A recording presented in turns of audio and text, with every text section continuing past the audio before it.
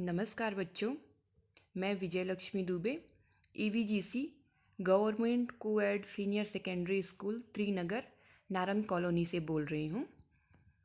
बेटे, आज हम लोग बात करेंगे तनाव प्रबंधन, स्ट्रेस मैनेजमेंट के बारे में। स्ट्रेस मैनेजमेंट के बारे में जानने से पहले हम जानेंगे तनाव क्या होता है। आप लोगों ने हमेशा कभी ना कभी सुना होगा, किसी को बात करते हुए सुना होगा, इसको बहुत स्ट्रेस है, वो बहुत स्ट्रेस में है। आखिर ये स्ट्रेस होता क्या है, ये तनाव होता क्या है? बेटे, जब हमें कोई काम करने को मिलता है, जब हमें कोई काम दिया जाता है और हम उसे एक तय समय तक नहीं कर पाते हैं। मान लीजिए आपको कोई प्रोजेक्ट करना है और आपको वो प्रोजेक्ट एक तय समय पे जमा करना है, सबमिट कराना है स्कूल में, और आप उसे नहीं कर पा रहे हो, उसको नहीं, टालते जा रहे हो। फिर जिस दिन उसको जमा करना है उससे एक दो दिन पहले तक अगर नहीं बन पाया वो प्रोजेक्ट, तो आपके दिमाग में एक तरीके का दबाव आएगा, एक तरीके की चिंता आपको होगी कि मैंने प्रोजेक्ट नहीं बनाया है, मैं उसको नहीं सबमिट करा पा रहा हूँ। तो फिर ये धीरे धीरे ऐसे करते करते आपको एक ऐसा प्रेशर आपके दिमाग में क्रिएट होगा जो कि स्ट्रेस के रूप में और तनाव के रूप में आ सकता है। ठीक है, इसको हम कुछ ऐसे समझेंगे कि मान लीजिए आपका एग्ज़ाम है और आपको पूरे साल शुरुआत से ही बोला जाता है कि पढ़ाई करिए, पढ़ाई करिए, लेकिन जाने अनजाने आप उन बातों को नहीं सुनते हो, उसको नज़रअंदाज कर देते हो। और जब एग्ज़ाम आता है, डेट शीट आती है, फिर आपको याद आता है कि अरे मेरा ये वाला सब्जेक्ट है, उसका इतना ही चैप्टर तैयार हुआ है, इसका तो एक भी चैप्टर तैयार नहीं हुआ। ये जब दिमाग में बात आने लगती है और आप परेशान होके बिल्कुल फिर जुट जाते हो पढ़ाई में, फिर आपको उस समय याद नहीं होता है, आप बिल्कुल दिमाग में हौच पौच सा होने लगता है, तो वो एक तरीके का तनाव ही होता है बेटा। क्योंकि अगर हम तनाव में आके कोई काम करते हैं और वो तनाव काफ़ी ज़्यादा हो, स्ट्रेस काफ़ी ज़्यादा हो, और उसमें आके हम कोई काम करें तो फिर वो काम नहीं हो पाता है और एक तरीके से हमें चिंता होने लगती है उसको लेके। ठीक है, अब देखते हैं तनाव दो तरीके के होते हैं बच्चों। तनाव दो तरीक़ों से कैसे हम उसको डिफ़ाइन कर सकते हैं। एक ऐसा तनाव जो हमें कोई काम करने के लिए मोटिवेट करता है। जैसे आपका एग्ज़ाम है, आपने स्टार्टिंग से ही ये सोचा है कि एग्ज़ाम में अच्छा नंबर लाना है, तो इसलिए आप पढ़ाई कर रहे हो, शुरुआत से ही आप पढ़ाई कर रहे हो। और फिर एग्ज़ाम आपका जब पास आता है तो आप अच्छे से एग्ज़ाम देते हो, पास होते हो। ठीक है, तो ये जो आपने गोल सेट किया कि आपको अच्छे नंबर लाने हैं, इसके लिए आपने शुरू से ही पढ़ाई करी है, तो कहीं ना कहीं आपके दिमाग में ये बात थी कि हाँ, मैं पढ़ाई कर रहा हूँ, मैं स्टूडेंट हूँ और मुझे बोर्ड में अच्छे नंबर लाने हैं या मुझे अपनी क्लास में अच्छे नंबर लाने हैं और इसके लिए मुझे पढ़ाई करनी है। ये सोच सोच के अगर आप पढ़ रहे हो तो यहाँ पे आपके अंदर जो स्ट्रेस काम कर रहा है, जो आपको पढ़ने के लिए बोल रहा है, वो पॉजिटिव स्ट्रेस है। पॉजिटिव स्ट्रेस, सकारात्मक तनाव, जो कि आपको प्रोत्साहित करता है आपके लक्ष्य को प्राप्त करने के लिए। इसी तरह से नेगेटिव स्ट्रेस क्या होता है कि जैसे मान लो आपने सोच लिया है कि आपको अच्छा नंबर लाना है, आपको पढ़ाई करनी है एग्ज़ाम में अच्छे नंबर लाने के लिए, और पूरे साल आपने पढ़ाई नहीं करी। अब एग्ज़ाम से 10 दिन पहले मान लो आपने पढ़ाई करनी शुरू करी और इसके बाद अब आपको कुछ समझ ही नहीं आ रहा है, आप पूरा पढ़े जा रहे हो, कोई कुछ चीज़ क्लियर ही नहीं हो रही है। जब पूरे साल नहीं पढ़ाई करी बेटे, तो फिर लास्ट टाइम पे कैसे कुछ क्लियर होगा? फिर आप दिमाग में ये सोचने लगते हो, अरे मुझे तो कुछ नहीं आ रहा है, मैं तो पढ़ नहीं पा रहा हूँ, अब तो मैं फ़ेल हो जाऊँगा। फिर ये चीज़ें जो दिमाग में हमारे आने लगती हैं, नकारात्मक बातें, वो एक तरह से हमारे नेगेटिव स्ट्रेस का परिणाम है। मतलब कि ऐसा स्ट्रेस जो हमें किसी भी काम को करने के लिए बिल्कुल नकारात्मक तरीके से हमारे दिमाग में सोच पैदा कर देता है, वो एक तरह से नेगेटिव स्ट्रेस कहलाता है। पॉजिटिव मतलब वो हमें प्रोत्साहित करता है। ठीक है, तो ये दो डिफरेंस है स्ट्रेस में। अब ये सुनने के बाद आपको लग रहा होगा ना कि स्ट्रेस होना हमारी लाइफ में ज़रूरी है। मतलब कि अगर हम बिल्कुल स्ट्रेस फ्री रहें तो ये अच्छी बात नहीं है। थोड़ा सा एक लेवल का स्ट्रेस हमारे लाइफ में बहुत ज़रूरी है, जो कि हमें मोटिवेट करता है किसी काम को करने के लिए। ठीक है बेटे, अब जो बहुत ज़्यादा स्ट्रेस लेने लगते हैं लोग, उनकी जो लाइफ होती है वो कहीं ना कहीं डिस्टर्ब होने लगती है। तो तनाव से बचने के लिए या स्ट्रेस से बचने के लिए क्या करना चाहिए हमें? जैसा कि हमने पहले ही बताया था आपको कि तनाव से बचने के लिए हमें अपनी शक्ति को बढ़ाना होगा, अपनी जो बातों को या फिर दबाव को झेलने की शक्ति होती है उसे बढ़ाना होगा। हम चाहें तो दिन पर दिन अपनी झेलने की शक्ति को बढ़ा सकते हैं। आप अगर अपनी दृढ़ इच्छा से चाहें तो आप अपने दिमाग में या फिर अपने माइंड के ज़रिए चीज़ों को सोचने समझने और झेलने की शक्ति को बढ़ा सकते हैं। इसके लिए हमें अपनी इच्छा को दृढ़ इच्छा को बढ़ाना होगा, जैसा कि मैंने पहले ही बताया। अपने इरादों को पक्का करना होगा, समय से योजना करनी होगी। जो मैं पहले डिस्कस कर रही थी कि स्टार्टिंग से ही आपको बोला जाता है पढ़ाई करने के लिए, तो समय रहते योजना करने का मतलब यही है कि तनाव हमें न हो, तनाव से हम बचे रहें। जो गलत तनाव, जो कि नकारात्मक तनाव है, उससे बचे रहें हम। इसके लिए क्या करना होगा कि हमें शुरुआत से ही योजना बना के पढ़ाई अपनी करनी होगी, जिससे फिर एग्ज़ाम आते आते हमें कोई प्रेशर ना हो हमारे ऊपर और हम आराम से स्मूथली अपनी पढ़ाई करते रहें। ठीक है। एग्ज़ाम के टाइम में ज़्यादातर बच्चे परेशान हो जाते हैं, ज़्यादातर बच्चे तनाव दिखाने लगते हैं, उनके अंदर तनाव दिखने लगता है। ऐसा क्यों होता है? क्योंकि आप लोग पूरे साल ढंग से पढ़ाई नहीं कर पाते हो और एग्ज़ाम को बिल्कुल एक पता नहीं क्यों इतना डरावने तरीके से लेते हो। और क्योंकि कहीं ना कहीं ये भी बात रहती है कि आपने पूरे साल पढ़ाई नहीं की है, इसलिए एग्ज़ाम से डर लगता है आपको। तो बेटे, एक चीज़ हम कहेंगे, क्यों ना एग्ज़ाम को हम एक अपना पर्व समझें, जैसे परीक्षा पर्व।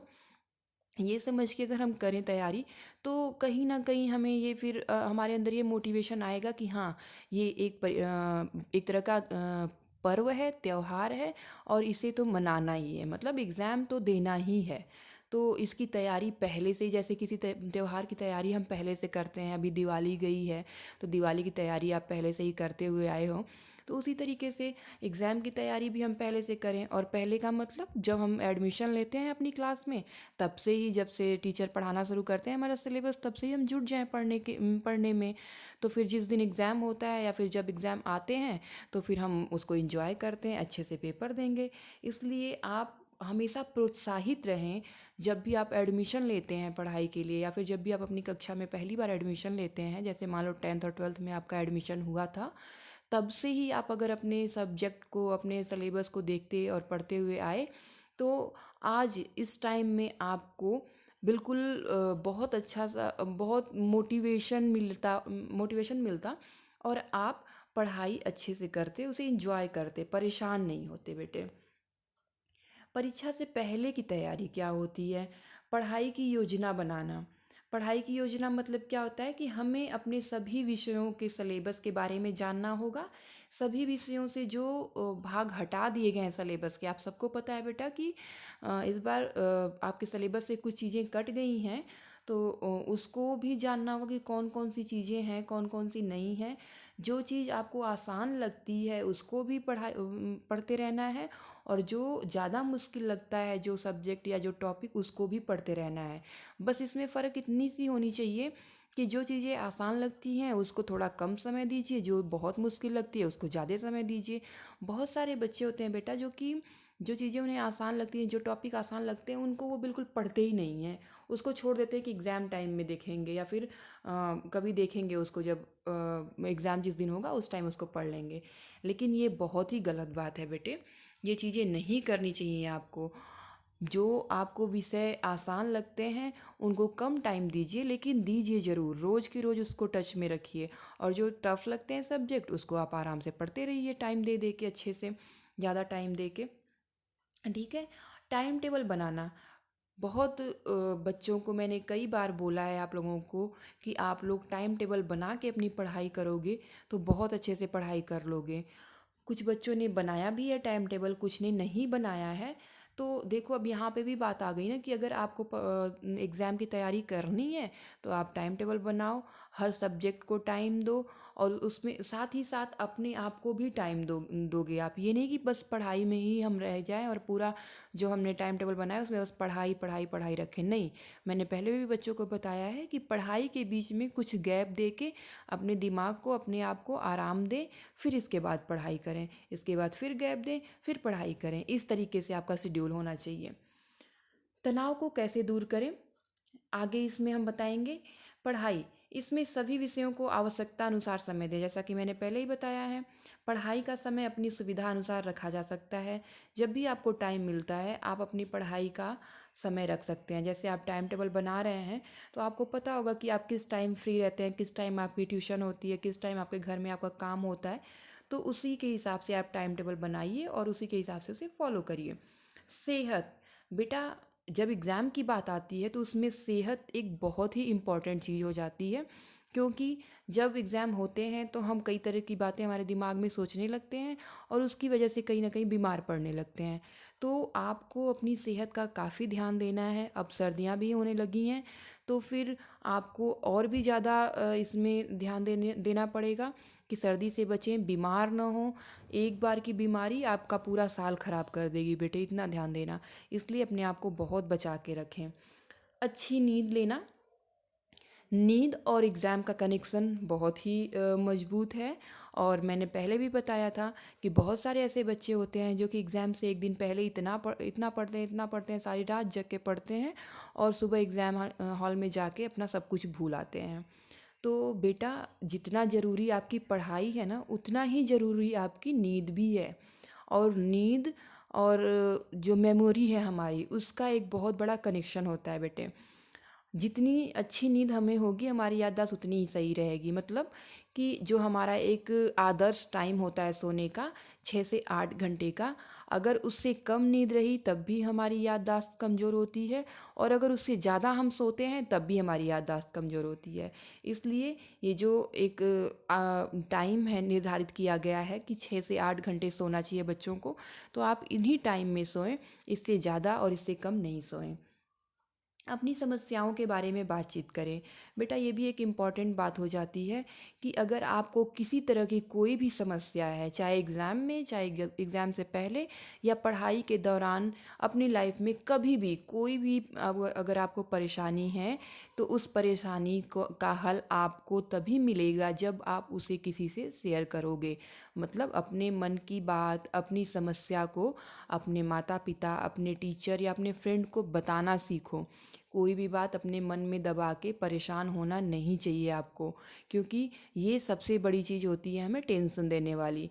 अगर कोई बात हम जानते हैं, कोई ऐसी गलत बात है जो कि हमें परेशान करने वाली है और हम किसी को नहीं बताते हैं, अपने आप में ही उसे दबा के रखते हैं अपने मन में, तो वो एक टाइम ऐसा आएगा जो कि हमें बहुत ज़्यादा परेशानी देने वाली चीज़ हो जाएगी।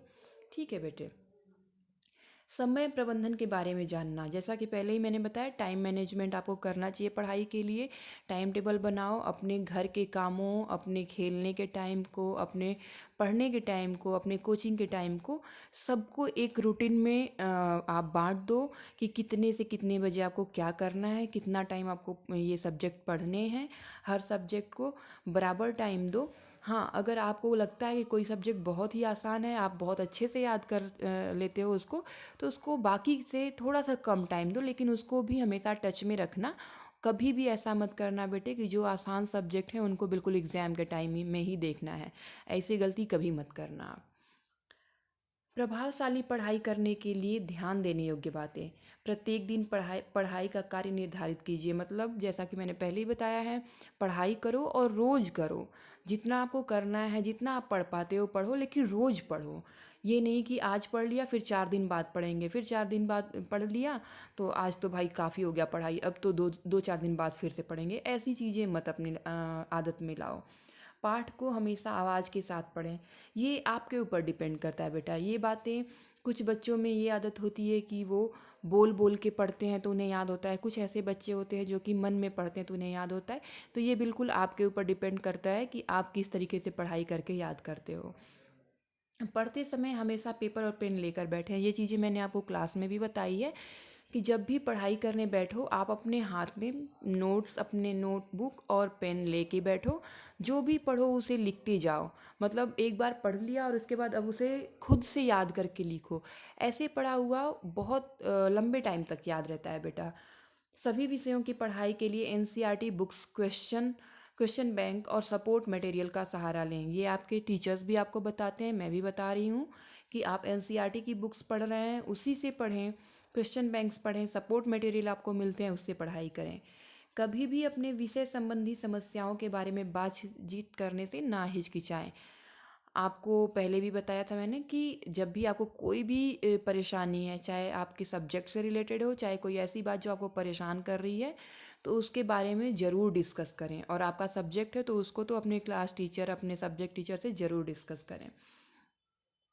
प्रत्येक दिन निर्धारित किया गया कार्य उसी दिन पूरा करें। जो भी काम आपको मिलता है उसी दिन पूरा कर लीजिए। सभी विषयों की पढ़ाई की समीक्षा के लिए आप अपना एक फ्लो चार्ट भी बना सकते हैं कि आपने कौन कौन सी पढ़ाई करी है, कौन कौन से सब्जेक्ट पढ़ लिए हैं, किस सब्जेक्ट से कितने टॉपिक आपको क्लियर हो गए। इसका एक आप चार्ट बना के अपने पास रख सकते हो, जिससे आपको ये पता रहे कि हाँ ये चीज़ें हमें याद हैं, अब इसमें बस एक सरसरी निगाह से इसे देखना है। ठीक है। प्रैक्टिस पेपर बेटा जो सीबीएसई के सैम्पल पेपर होते हैं उनकी प्रैक्टिस ज़रूर करें। जैसे आपको 3 घंटे एग्ज़ाम के लिए बैठने होते हैं ना, वैसे ही आप सैम्पल पेपर लेके घर में, और ये मान लो कि आप पेपर देने ही बैठे हो और एग्ज़ाम से पहले 4 दिन 5 दिन पहले या फिर 10 दिन पहले जब भी आपको ये सैम्पल पेपर मिल गए हों, आप तब से ही इसको सॉल्व करना शुरू करें। पूरे 3 घंटे का समय निकाल के एकदम जैसे एग्जामिनेशन हॉल में बैठते उस तरीके से बैठ के पेपर ज़रूर दें। परीक्षा के समय ध्यान देने योग्य बातें। बेटा बहुत सारे बच्चे ऐसे होते हैं जो कि एग्ज़ामिनेशन सेंटर पे पहुंचने के बाद उन्हें याद आता है कि अरे वो एडमिट कार्ड भूल गए, पेंसिल भूल गए, पेन भूल गए। तो ये चीज़ें, ये जो छोटी छोटी चीज़ें हैं जो आपको ध्यान देनी देनी चाहिए कि ये आपकी बहुत ही इम्पॉर्टेंट चीज़ है। एडमिट कार्ड, आपकी पेन, पेंसिल, ये सब चीज़ें जो है जिसके बिना परीक्षा आप दे ही नहीं सकते। कहते हैं ना कि ये एग्ज़ाम का एक हथियार है। आप युद्ध में बैठ रहे हो, एग्ज़ाम जैसे बहुत पहले कहते थे लोग कि एग्ज़ाम युद्ध है और युद्ध में बैठ रहे हैं तो ये अपना हथियार है। जबकि मैंने आपको बताया है ये एग्ज़ाम को युद्ध ना समझे, एक पर्व समझे। और पर्व मतलब वही, जैसे हमने दिवाली मनाई, दिवाली में अगर हमारे पास दिए नहीं होते, मिठाई नहीं होती, लक्ष्मी गणेश नहीं होते, या फिर ऐसे जो इम्पॉर्टेंट चीज़ें हैं दिवाली के लिए वो नहीं होती, तो फिर हम कैसे मना पाते दिवाली। सेम वही चीज़ है, अगर आप परीक्षा को पर्व समझ रहे हैं और आपके पास उस पर्व को मनाने के लिए आपका admit card, pencil, paper, pen ये सब नहीं हुआ तो आप कैसे उस पर्व को मनाएंगे। ठीक है। परीक्षा के दिन हल्का और पौष्टिक खाना खाएं। परीक्षा के दिनों में अपनी नींद पूरी करें। नींद बहुत ही इम्पॉर्टेंट चीज़ है बेटे। नींद आप हमेशा अच्छे से पूरी करिए, बहुत ज़्यादा और बहुत कम नहीं सोएं। ठीक है। परीक्षा की तैयारी और रिवीजन अपने बनाए गए नोट्स से करें। मैंने आप लोगों को नोट्स मेकिंग टेक्निक्स भी बताई थी, और इसीलिए बताई थी कि आप जब अपने बनाए हुए नोट्स को एग्ज़ाम के टाइम में पढ़ते हो ना, तो आपको चीज़ें बहुत आसानी से और बहुत जल्दी क्लियर होती हैं, क्योंकि वो आप ही लिखते हो। उस टाइम जब नोट्स बनाते हो तब भी आप पढ़ के ही नोट्स बनाते हो, और जब एग्ज़ाम के लिए आप रिवीजन कर रहे होते हो तो उसी नोट्स को पढ़ोगे। तो आधे घंटे नहीं, जैसे और चीज़ों को आधे घंटे पढ़ने में टाइम लगेंगे, अपने द्वारा बनाए गए नोट्स को पढ़ने में 15 मिनट लगेगा और आप आराम से उसे याद कर लोगे।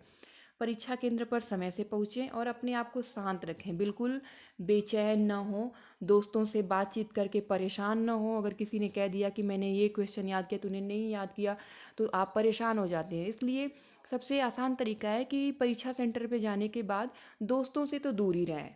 ठीक है। अपने शांति से कहीं एक जगह बैठे रहें, जाके पेपर दे के घर आएँ। क्योंकि बेटे ऐसा इसलिए करना चाहिए कि हमारे पास हमेशा कोई ना कोई एक फ्रेंड ऐसा होता है जो हमें डिमोटिवेट करने लगता है। तो इन चीज़ों को ध्यान में रखते हुए आप ये चीज़ कर सकते हैं कि शांत रहें और बिल्कुल अलग परीक्षा सेंटर पे पहुंच के ज़्यादा डिस्कस ना करें पढ़ाई के बारे में। प्रश्न पत्र को ध्यान से पढ़ें, सभी प्रश्नों के उत्तर दें। जैसा कि आप सब लोग जानते हो, इस बार आप लोगों को ओएमआर शीट मिल रही है और उसी पे एग्ज़ाम देने हैं, ऑप्शनल क्वेश्चन हैं। आपको लिखना नहीं है। लिखने वाले क्वेश्चन फिर भी बच्चे एक लाइन लिखते थे, दूसरी लाइन अपने से मन से बना के लिख लेते थे, तो उनका पैराग्राफ बढ़ने लगता था।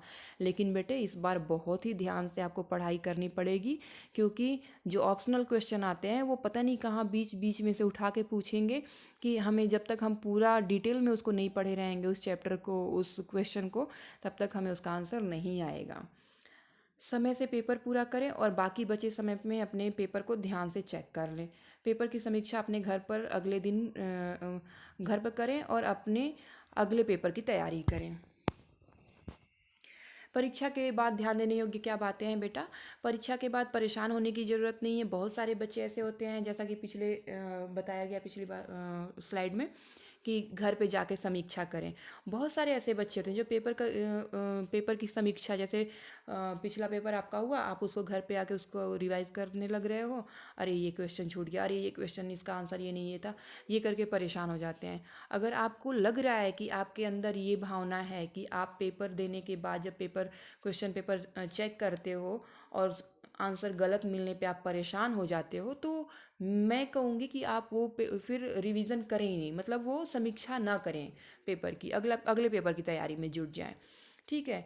और अगले पेपर में परेशान होने की, मतलब पिछला पेपर सोच के परेशान होने की कोई ज़रूरत नहीं है बेटा, क्योंकि आपने जो पढ़ा था वही आप लिख के आए हो। आप जो बोओगे वही काटोगे। ठीक है, तो इस अपने परिणाम को स्वीकारें, क्योंकि वो आप ही की पढ़ाई थी, किसी ने आपको गलत नंबर नहीं दिया है। जो आपने लिखा था उसी का नतीजा वो आया हुआ है। ठीक है, अपनी मेहनत और अपनी की गई कोशिशों के नतीजों को देखें और उससे कुछ सीख लें। बाई चांस कुछ अगर आपके साथ गलत होता है तो उसको निगेटिव वे में ना लेते हुए पॉजिटिव वे में लेके उससे कुछ सीखें, ताकि आगे कुछ गलती ना हो।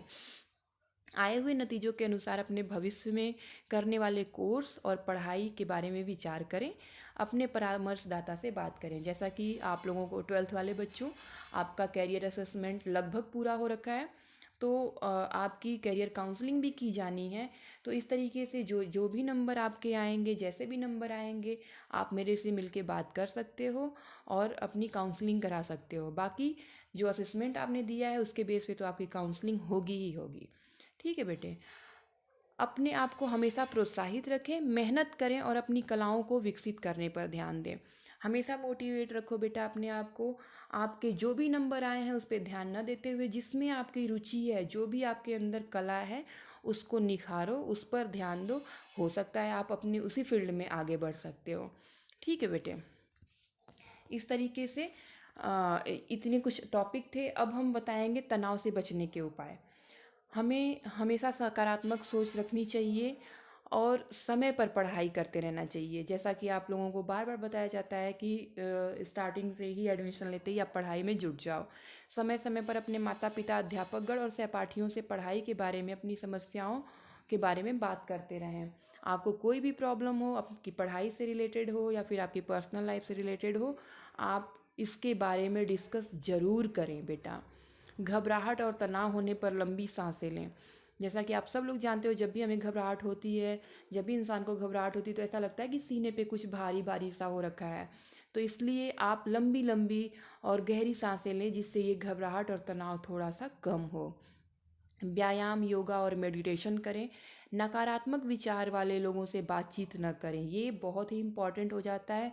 मैंने पहले भी बताया है कि हमारी लाइफ में हमारे कुछ ऐसे दोस्त ज़रूर होते हैं, हमारी लाइफ में हमारा संपर्क कुछ ऐसे लोगों से ज़रूर हो जाता है कहीं ना कहीं, जो हमें डिमोटिवेट करने लगते हैं। तो ऐसे लोगों को पहचानो और इनसे दूर रहने की कोशिश करो। हमेशा आप मोटिवेट रहो और उन लोगों के संपर्क में रहो जो आपको मोटिवेट करते हैं। हमेशा खुश रहें, पौष्टिक खाना खाएं। मैं कर सकती हूँ, मैं कर सकता हूँ, मैं करूँगी, ऐसा विश्वास रखें और किसी भी काम को करने के लिए दृढ़ निश्चय से ही आगे बढ़ें। ठीक है, तो ये रही आपकी कुछ स्ट्रेस मैनेजमेंट और परीक्षा के बारे में बातें। आप, उम्मीद है आपको ये चीज़ें पसंद आई हों और आप इनको अपना के अपने पेपर को देने की कोशिश करेंगे। बेटा अब आपके एग्ज़ाम हैं, अच्छे से तैयारी करिए, खुश रहिए, स्वस्थ रहिए। Thank you.